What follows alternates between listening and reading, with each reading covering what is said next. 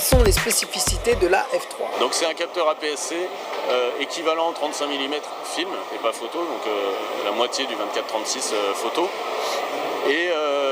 autre spécificité, c'est une caméra qui enregistre en interne sur des cartes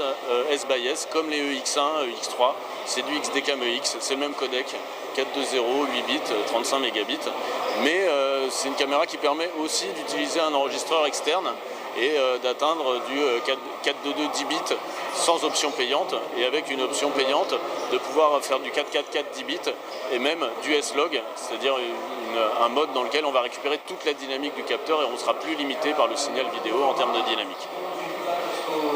Alors le capteur Super 35, ça veut dire qu'on a la même surface de capteur qu'un négatif 35 mm en largeur. Bien sûr, le capteur est 16:9, le 35 mm 4 perfs traditionnel, il est un peu plus haut. Mais en tout cas, en largeur, on va avoir exactement la même surface, ce qui en fait une caméra de cinéma numérique,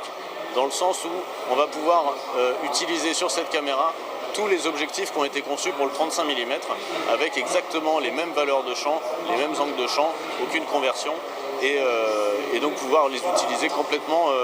en mode cinéma, c'est-à-dire que la partie qui est devant le capteur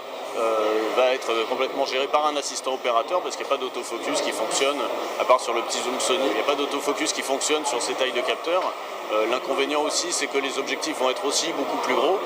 parce qu'il faut couvrir cette surface de capteur. Mais tout ça pour avoir au final un bénéfice,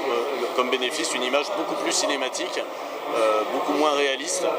avec des fonds qui vont être beaucoup plus abstraits et une perception même de l'espace qui va être assez différente.